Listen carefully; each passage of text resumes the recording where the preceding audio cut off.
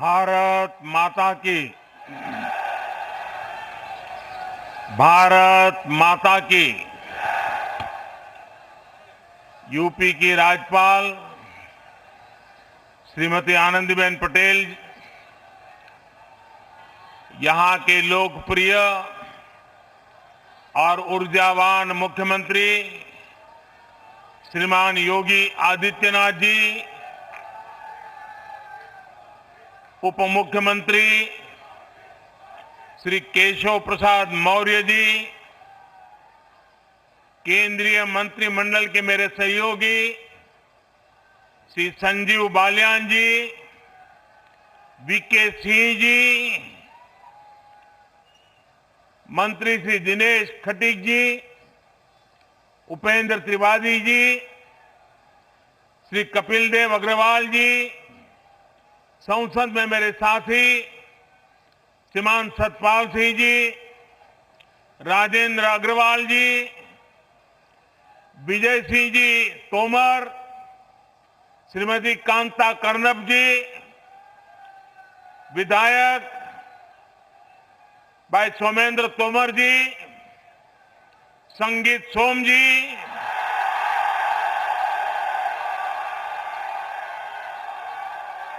जितेंद्र सतवाल जी, सत्यप्रकाश अग्रवाल जी, मेरठ जिला परिषद अध्यक्ष गौरव चौधरी जी, मुजफ्फरनगर जिला परिषद अध्यक्ष बिरपाल जी, अन्य सभी जनप्रतिनिधिगण और मेरठ मुजफ्फरनगर दूर दूर से आए मेरे प्यारे भाई और बहनों, आप सभी को 2022 की बहुत बहुत शुभकामनाएं।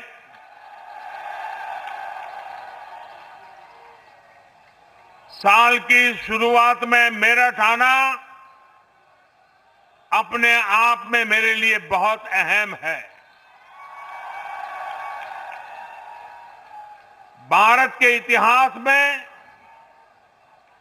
मेरठ का स्थान सिर्फ एक शहर का नहीं है,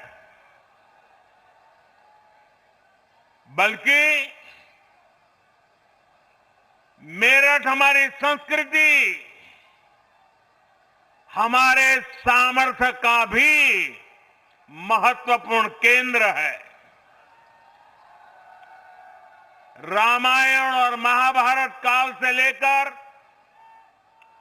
जैन तीर्थंकरों और पंच प्यारों में से एक भाई धर्मसिंह तक मेरठ ने देश की आस्था को ऊर्जावान किया है। सिंधु घाटी की सभ्यता से लेकर देश के पहले स्वतंत्रता संग्राम तक इस क्षेत्र ने दुनिया को दिखाया है कि भारत का सामर्थ्य क्या होता है।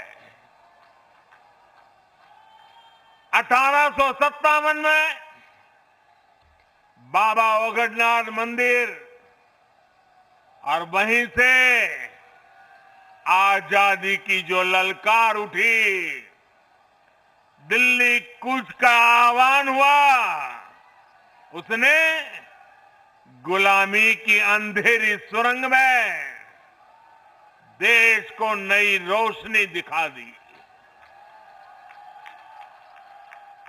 क्रांति की इसी प्रेरणा से आगे बढ़ते हुए हम आजाद हुए और आज गर्व से अपनी आजादी का अमृत महोत्सव मना रहे हैं। मेरा सौभाग्य है कि यहां आने से पहले मुझे बाबा ओगडनाथ मंदिर जाने का अवसर मिला। मैं अमर जवान ज्योति भी गया, स्वतंत्रता संग्राम संग्रहालय में उस अनुभूति को महसूस किया जो देश की आजादी के लिए कुछ कर गुजरने वालों की दिलों में एक लालायित थी। भाई और बहनों, मेरठ और आसपास के इस क्षेत्र ने स्वतंत्र भारत को भी नई दिशा देने में महत्वपूर्ण योगदान दिया है। राष्ट्र रक्षा के लिए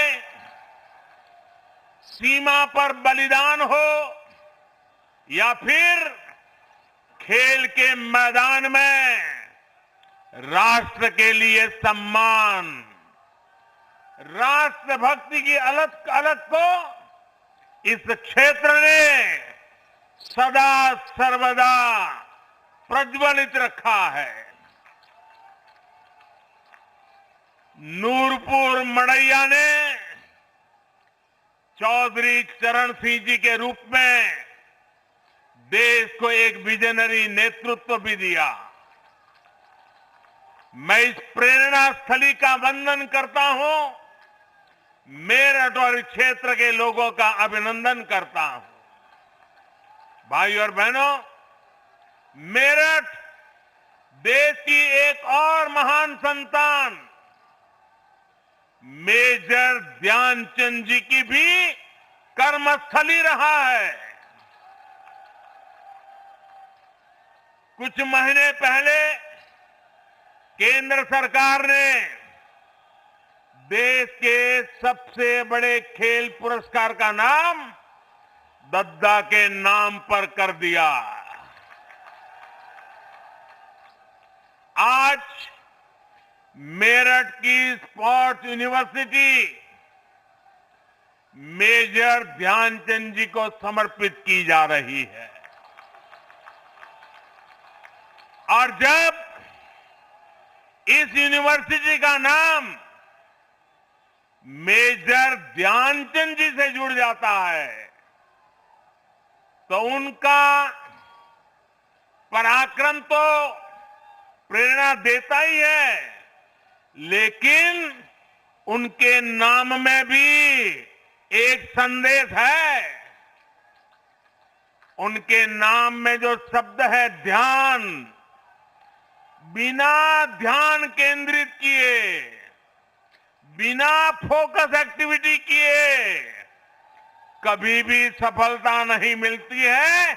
और इसलिए जिस यूनिवर्सिटी का नाम ध्यानचंद से जुड़ा हुआ हो, वहां पूरे ध्यान से काम करने वाले नौजवान देश का नाम रोशन करेंगे, ये मुझे पक्का विश्वास है। मैं उत्तर प्रदेश के नौजवानों को यूपी की पहली स्पोर्ट्स यूनिवर्सिटी के लिए बहुत बहुत बधाई देता हूं। 700 करोड़ रुपए की लागत से बनने वाली ये आधुनिक यूनिवर्सिटी दुनिया की श्रेष्ठ स्पोर्ट्स यूनिवर्सिटी में से एक होगी। यहां युवाओं को खेलों से जुड़ी अंतर्राष्ट्रीय सुविधाएं भी तो मिलेगी। ये एक करियर के लिए, कैरियर के रूप में स्पोर्ट्स को अपनाने के लिए जरूरी स्किल्स का निर्माण करेगी। यहां से हर साल 1000 से अधिक बेटे बेटियां बेहतरीन खिलाड़ी बनकर निकलेंगे। यानी क्रांतिवीरों की नगरी, खेल वीरों की नगरी के रूप में भी अपनी पहचान को और सशक्त करेगी। साथियों, पहले की सरकारों से यूपी में, जब पहलों की सरकारें थी तब यूपी में अपराधी अपना खेल खेलते थे, माफिया अपना खेल खेलते थे। पहले यहां अवैध कब्जे के टूर्नामेंट होते थे, बेटियों पर फप्तियां कसने वाले खुलेआम घूमते थे। हमारे मेरठ और आसपास के क्षेत्रों के लोग कभी भूल नहीं सकते कि लोगों के घर जला दिए जाते थे। और पहले की सरकार अपने खेल में लगी रहती थी। पहले की सरकारों के खेल का ही नतीजा था कि लोग अपना पुश्तैनी घर छोड़कर पलायन के लिए मजबूर हो गए थे। अब योगी जी की सरकार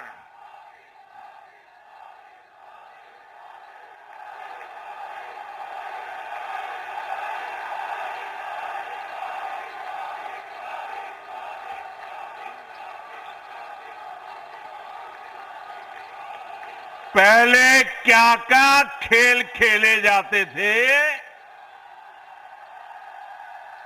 अब योगी जी की सरकार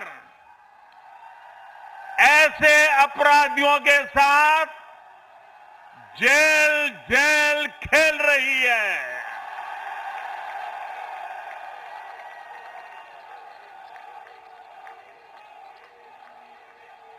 5 साल पहले इसी मेरठ की बेटियां शाम होने के बाद अपने घर से निकलने से डरती थी।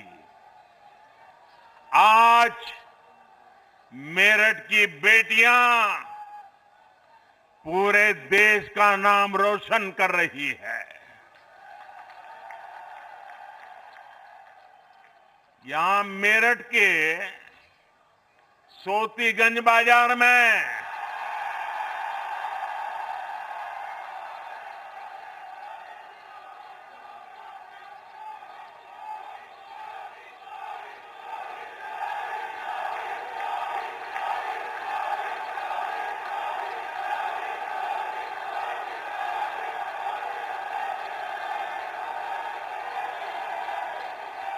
साथियों, ये सोतीगंज बाजार में गाड़ियों के साथ होने वाले खेल का भी अब द एंड हो रहा है।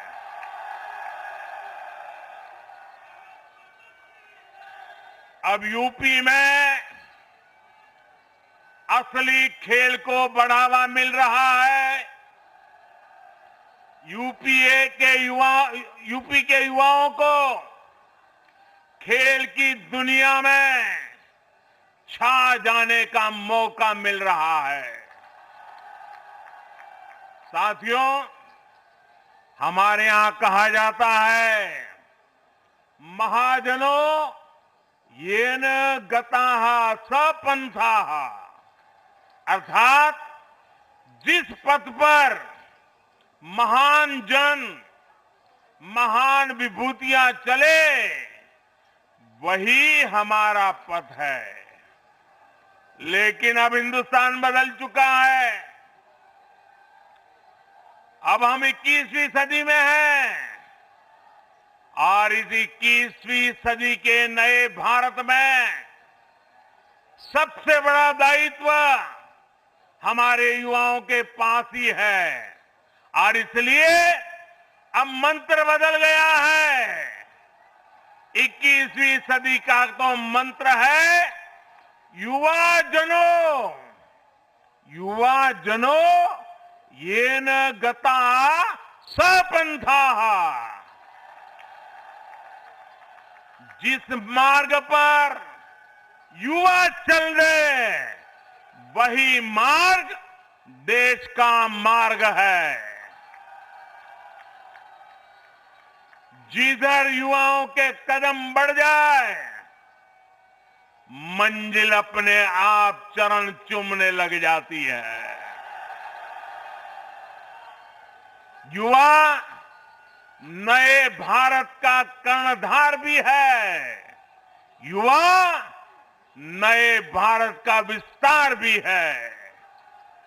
युवा नए भारत का नियंता भी है और युवा नए भारत का नेतृत्व करता भी है। हमारे आज के युवाओं के पास प्राचीनता की विरासत भी है, आधुनिकता का बोध भी है और इसलिए जिधर युवा चलेगा उधर भारत भी चलेगा। और जिधर भारत चलेगा, जिधर भारत चलेगा उधर ही अब दुनिया चलने वाली है।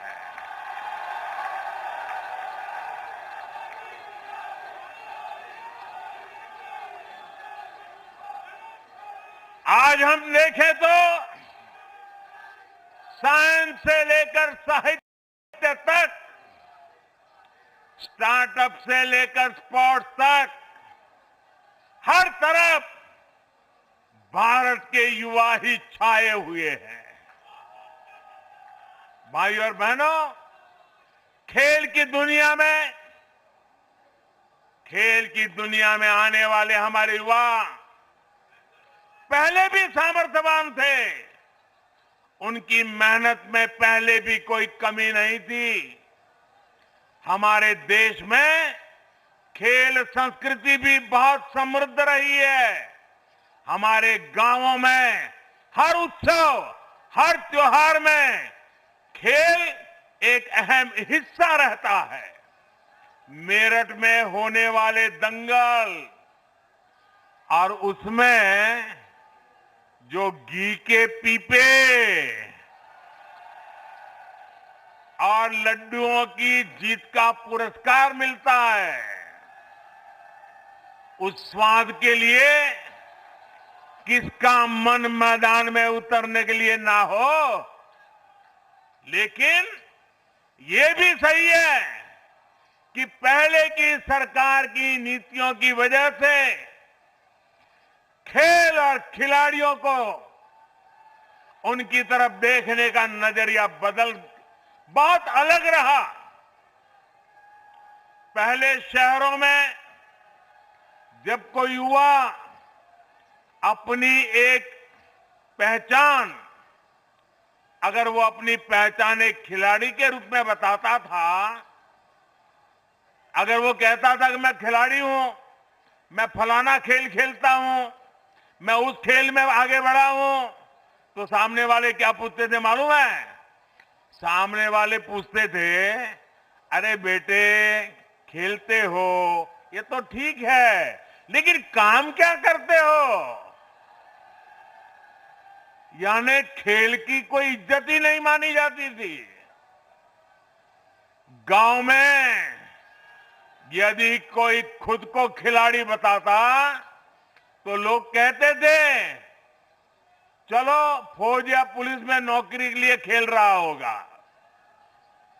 यानी खेलों के प्रति सोच और समझ का दायरा बहुत सीमित हो गया था। पहले की सरकारों ने युवाओं के इस सामर्थ्य को महत्व नहीं दिया।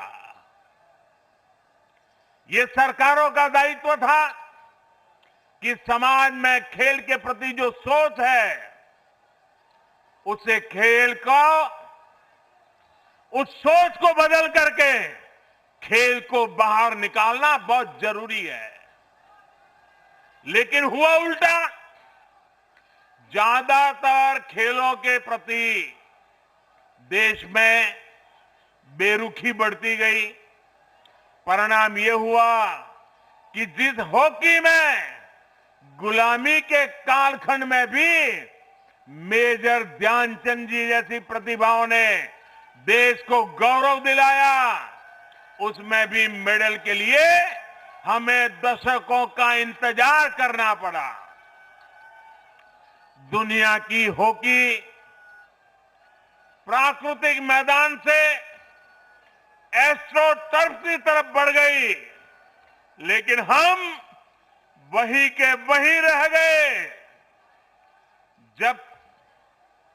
जब तक हम जागे तब तक बहुत देर हो चुकी थी। ऊपर से ट्रेनिंग से लेकर टीम सिलेक्शन तक हर स्तर पर भाई भतीजावाद, बिरादरी का खेल, भ्रष्टाचार का खेल, लगातार हर कदम पर भेदभाव और पारदर्शिता का तो नामो निशान नहीं। साथियों, हॉकी तो एक उदाहरण है, ये हर खेल की कहानी थी। बदलती टेक्नोलॉजी, बदलती डिमांड, बदलती स्किल्स के लिए देश में पहले की सरकारें बेहतरीन इकोसिस्टम तैयार ही नहीं कर पाई। साथियों, देश के युवाओं का जो असीम टैलेंट था, वो सरकारी बेरुखी के कारण बंदिशों में जकड़ा हुआ था। 2014 के बाद उसे जकड़ने से बाहर निकालने के लिए, उस जकड़ में से बाहर निकालने के लिए हमने हर स्तर पर रिफॉर्म किए। खिलाड़ियों के सामर्थ्य को बढ़ाने के लिए हमारी सरकार ने अपने खिलाड़ियों को 4 शस्त्र दिए हैं। खिलाड़ियों को चाहिए संसाधन, खिलाड़ियों को चाहिए ट्रेनिंग की आधुनिक सुविधा, खिलाड़ियों को चाहिए अंतर्राष्ट्रीय एक्सपोजर, खिलाड़ियों को चाहिए चयन में पारदर्शिता। हमारी सरकार ने बीते वर्षों में भारत के खिलाड़ियों को ये 4 शस्त्र जरूर मिले, इसे सर्वोच्च प्राथमिकता दी है। हमने स्पोर्ट्स को युवाओं की फिटनेस और युवाओं के रोजगार, स्वरोजगार, उनकी कैरियर से जोड़ा है। टारगेट ओलंपिक पोडियम स्कीम यानी टॉप्स, ऐसा ही एक प्रयास रहा है। आज सरकार देश के शीर्ष खिलाड़ियों को उनके खाने पीने, फिटनेस से लेकर ट्रेनिंग तक लाखों करोड़ों रुपयों की मदद दे रही है। खेलो इंडिया अभियान के माध्यम से आज बहुत कम उम्र में ही देश के कोने कोने में टैलेंट की पहचान की जा रही है। ऐसे खिलाड़ियों को इंटरनेशनल लेवल का एथलीट बनाने के लिए उनकी हर संभव मदद की जा रही है। इन्हीं प्रयासों की वजह से आज जब भारत का खिलाड़ी अंतर्राष्ट्रीय मैदान पर उतरता है तो फिर उसका प्रदर्शन दुनिया भी सराहती है, देखती है। पिछले साल हमने ओलंपिक में देखा, हमने पैरा ओलंपिक में देखा, जो इतिहास में पहले कभी नहीं हुआ, वो पिछले ओलंपिक में मेरे देश के वीर बेटे बेटियों ने करके दिखाया। मेडल की ऐसी जड़ी लगा दी कि पूरा देश कह उठा, एक स्वर से देश बोल उठा, खेल के मैदान में भारत का उदय हो गया है। भाई और बहनों, आज हम देख रहे हैं कि उत्तर प्रदेश उत्तराखंड के अनेक छोटे छोटे गांवों कस्बों से, सामान्य परिवारों से बेटे बेटियां भारत का प्रतिनिधित्व कर रहे हैं। ऐसे खेलों में भी हमारी बेटे बेटियां आगे आ रही हैं, जिनमें पहले संसाधन संपन्न परिवार के युवा ही हिस्सा ले पाते थे। इसी क्षेत्र के अनेक खिलाड़ियों ने ओलंपिक्स और पैरालंपिक्स में देश का प्रतिनिधित्व किया है। सरकार गांव-गांव में जो आधुनिक स्पोर्ट्स इंफ्रास्ट्रक्चर निर्माण कर रही है, उसका ही ये परिणाम है। पहले बेहतर स्टेडियम सिर्फ बड़े शहरों में ही उपलब्ध थे। आज गांव के पास ही खिलाड़ियों के ये सुविधा दी जा रही है। साथियों, हम जब भी एक नई कार्य संस्कृति को बढ़ाने का प्रयास करते हैं, तो इसके लिए 3 चीजें जरूरी होती है: सानिध्य, सोच और संसाधन। खेलों से हमारा सानिध्य सदियों पुराना रहा है, लेकिन खेल की संस्कृति पैदा करने के लिए खेलों से हमारे पुराने संबंध से ही काम नहीं चलेगा। हमें इसके लिए एक नई सोच भी चाहिए। देश में खेलों के लिए जरूरी है कि हमारे युवाओं में खेलों को लेकर विश्वास पैदा हो, खेल को अपना प्रोफेशन बनाने का हौसला बढ़े। और यही मेरा संकल्प भी है और ये मेरा सपना भी है। मैं चाहता हूं कि जिस तरह दूसरे प्रोफेशंस वैसे ही हमारे युवा स्पोर्ट्स को भी देखें, हमें ये भी समझना होगा कि जो कोई स्पोर्ट्स में जाएगा वो वर्ल्ड नंबर 1 बनेगा, ये जरूरी नहीं है। अरे देश में जब स्पोर्ट्स इकोसिस्टम तैयार होता है, तो स्पोर्ट्स मैनेजमेंट से लेकर स्पोर्ट्स राइटिंग और स्पोर्ट्स साइकोलॉजी तक स्पोर्ट्स से जुड़ी कितनी ही संभावनाएं खड़ी हो जाती है। धीरे धीरे समाज में ये विश्वास पैदा होता है कि युवाओं को स्पोर्ट्स की तरफ जाना एक सही निर्णय है। इस तरह का इकोसिस्टम तैयार करने के लिए जरूरत होती है संसाधनों की। जब हम जरूरी संसाधन, जरूरी इंफ्रास्ट्रक्चर विकसित कर लेते हैं, तो खेल की संस्कृति मजबूत होने लगती है। अगर खेलों के लिए जरूरी संसाधन होंगे, तो देश में खेलों की संस्कृति भी आकार लेगी, विस्तार लेगी। इसलिए आज इस तरह की स्पोर्ट्स यूनिवर्सिटी इतनी ही जरूरी है। ये स्पोर्ट्स यूनिवर्सिटी खेल की संस्कृति के पुष्पित पल्लवित होने के लिए एक नर्सरी की तरह काम करती है। इसलिए ही आजादी के 7 दशक बाद 2018 में पहली नेशनल स्पोर्ट्स यूनिवर्सिटी हमारी सरकार ने मणिपुर में स्थापित की। बीते 7 सालों में देश भर में स्पोर्ट्स एजुकेशन और स्किल्स से जुड़े अनेकों संस्थानों का उनको आधुनिक बनाया गया है। और अब आज Major Dhyanchand sports university sports में हायर एजुकेशन का एक और श्रेष्ठ संस्थान देश को मिला है।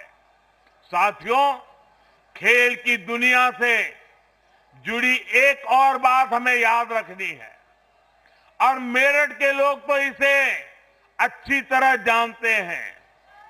खेल से जुड़ी सर्विस और सामान का वैश्विक बाजार लाखों करोड़ रुपए का है। यहां मेरठ से ही अभी 100 से अधिक देशों को स्पोर्ट्स का सामान निर्यात होता है। मेरठ लोकल के लिए वोकल तो है ही, लोकल को ग्लोबल भी बना रहा है।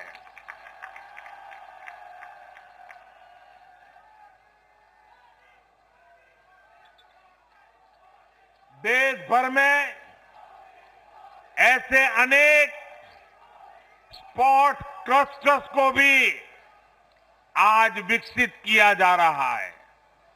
मकसद यही है कि देश स्पोर्ट्स के सामान और उपकरणों की मैन्युफैक्चरिंग में भी आत्मनिर्भर बन सके।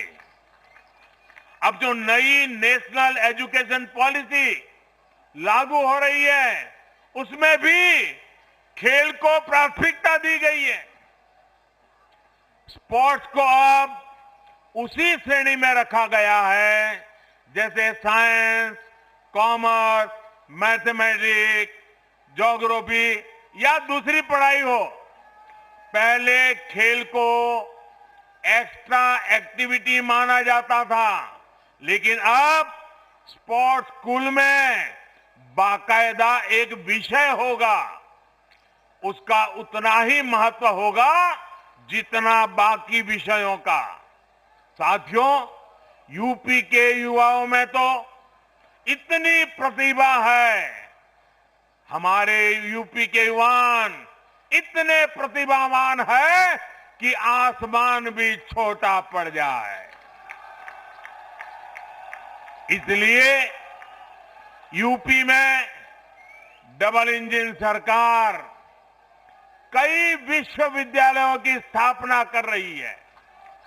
गोरखपुर में महायोगी गुरु गोरखनाथ आयुष यूनिवर्सिटी, प्रयागराज में डॉक्टर राजेंद्र प्रसाद विधि विश्वविद्यालय, लखनऊ में state institute of forensic sciences, Aligarh में राजा महेंद्र प्रताप सिंह राज्य विश्वविद्यालय, सहारनपुर में मां शाकंभरी विश्वविद्यालय और यहां मेरठ में मेजर ध्यानचंद स्पोर्ट्स यूनिवर्सिटी। हमारा देश साफ है। हमारा युवा ना सिर्फ रोल मॉडल बने, वो अपने रोल मॉडल पहचाने भी। साथियों, सरकारों की भूमिका अभिभावक की तरह होती है। योग्यता होने पर बढ़ावा भी दें और गलती होने पर ये कहकर ना टाल दे कि लड़कों से गलती हो जाती है। आज योगी जी की सरकार युवाओं को रिकॉर्ड सरकारी नियुक्तियां कर रही है। आईटीआई से ट्रेनिंग पाने वाले हजारों युवाओं को बड़ी कंपनियों में रोजगार दिलवाया गया है। नेशनल अप्रेंटिसशिप योजना हो या प्रधानमंत्री कौशल विकास योजना, लाखों युवाओं को इसका लाभ दिया गया है।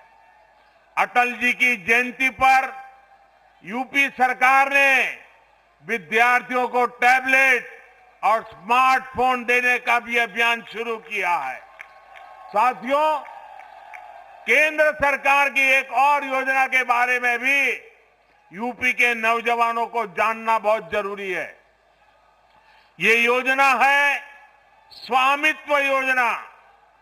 इस योजना के तहत केंद्र सरकार गांवों में रहने वाले लोगों को उनकी प्रॉपर्टी के मालिकाना हक से उससे जुड़े जो कागज है, घरौनी देने का काम हो रहा है।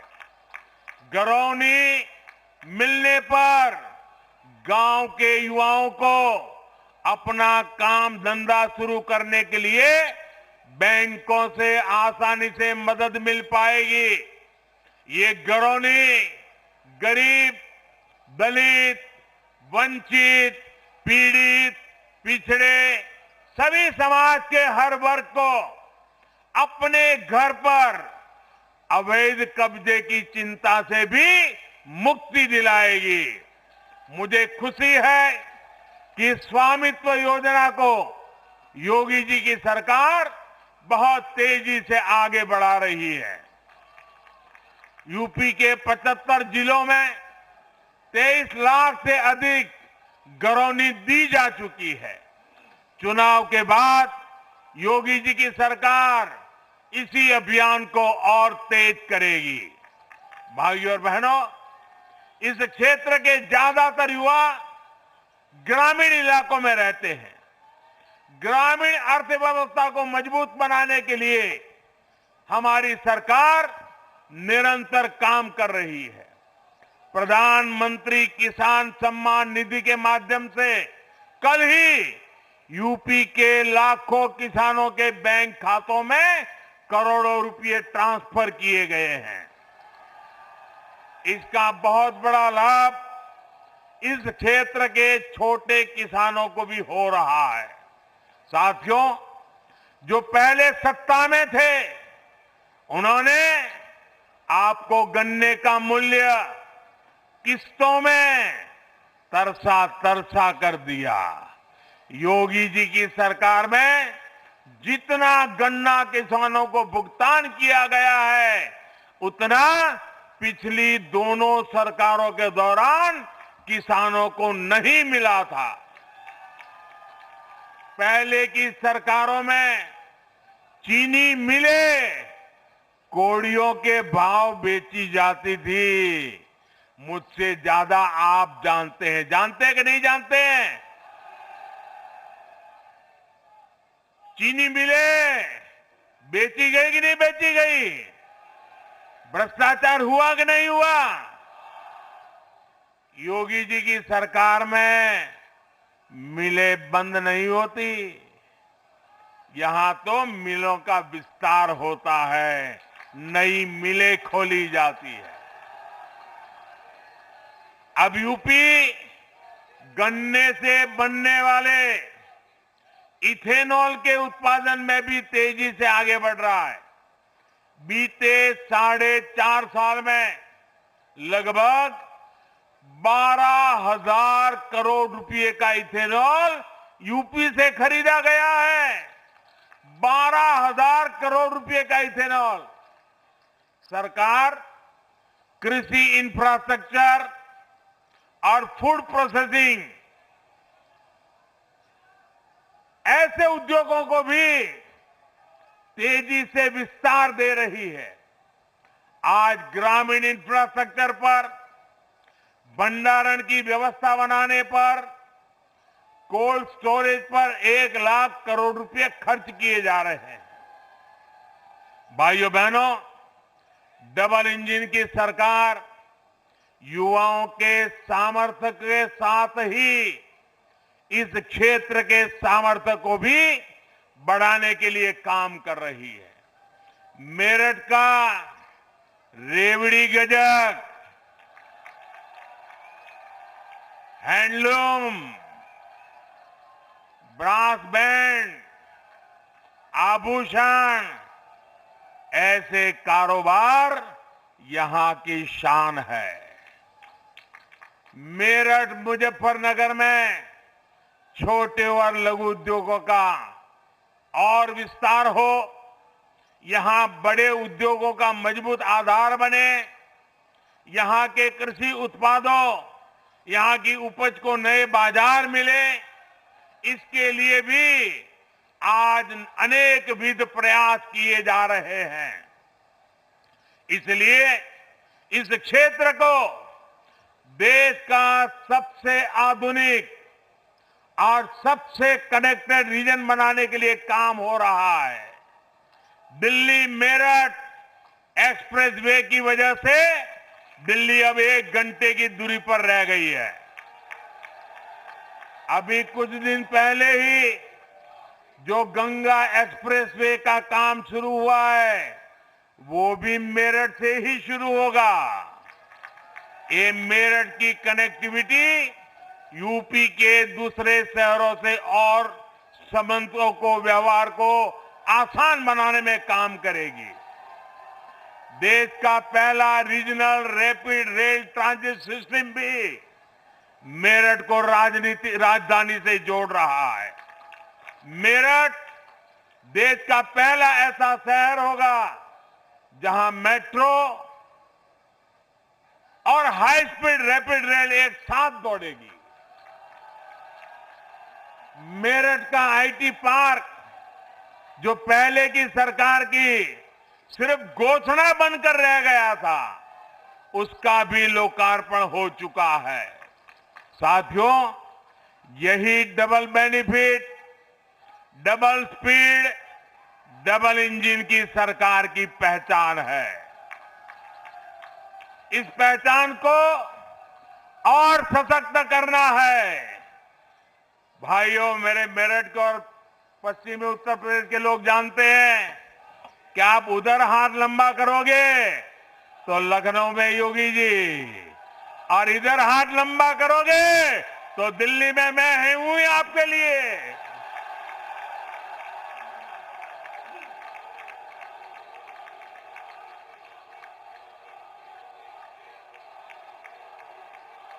विकास की गति को और बढ़ाना है। नए साल में हम नए जोश के साथ आगे बढ़ेंगे।